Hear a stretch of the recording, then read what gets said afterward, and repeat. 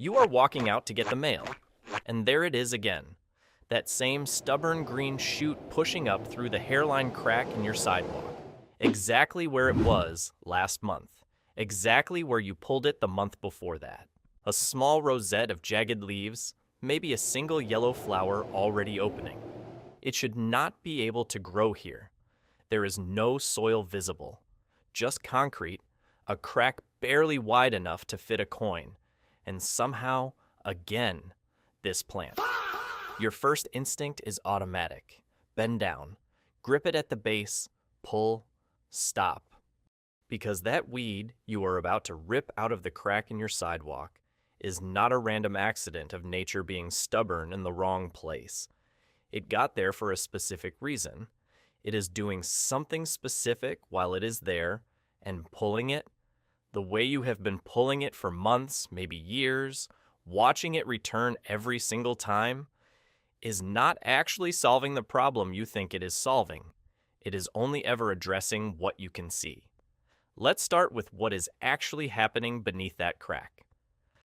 The plant growing through your sidewalk is almost certainly one of a small group of extraordinarily resilient species, dandelion, plantain, chicory, or a handful of others depending on your region, that share a specific biological trait most ornamental garden plants do not have: a taproot, not a shallow web of fine roots spreading sideways near the surface, but a single thick root driving straight down, sometimes 6 inches, sometimes 2 feet or more, searching for water and minerals far below where most plants can reach.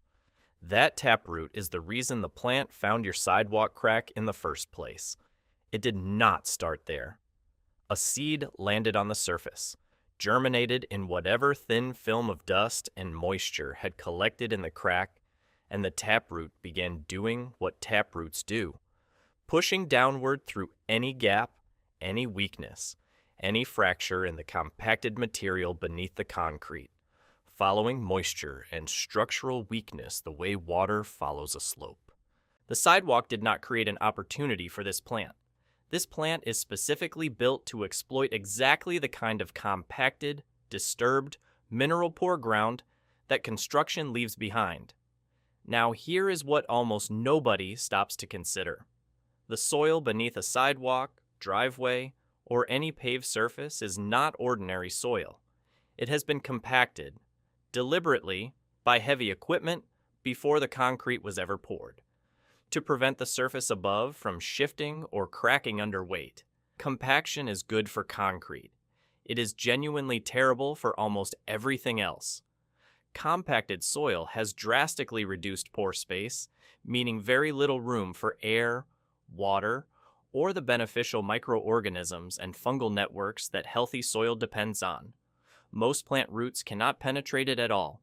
They spread sideways instead, staying shallow, staying weak, unable to reach the resources compacted ground is hoarding just a few inches down.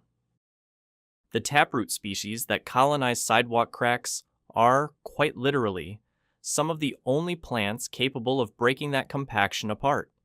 As the root grows and thickens over a season, it physically forces the compacted particles apart, creating small channels behind it. When the plant eventually dies, pulled, mowed, frozen out by winter, that root decomposes in place, leaving behind a channel of loosened, organically enriched soil exactly where none existed before.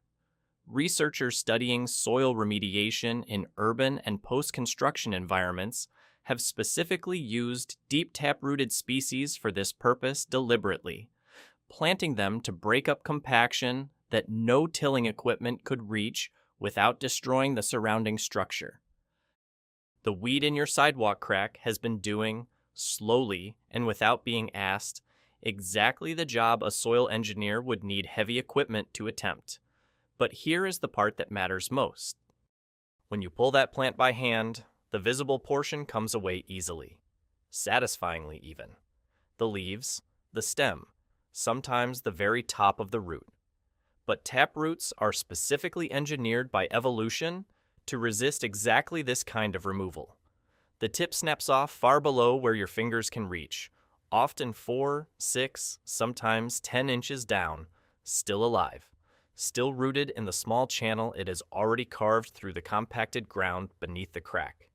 Within days, sometimes within a week, that surviving root fragment sends up new growth through the exact same crack.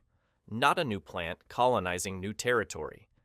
The same root doing what taproots do when damaged, which is regenerate from whatever fragment remains viable. This is why the weed keeps coming back in the exact same spot no matter how many times you pull it. You have never actually removed the plant. You have only ever removed the part of it you could reach. So what should you actually do? If the weed is growing somewhere, it is not causing structural harm. A hairline crack in a path, the edge of a patio, a gap between pavers.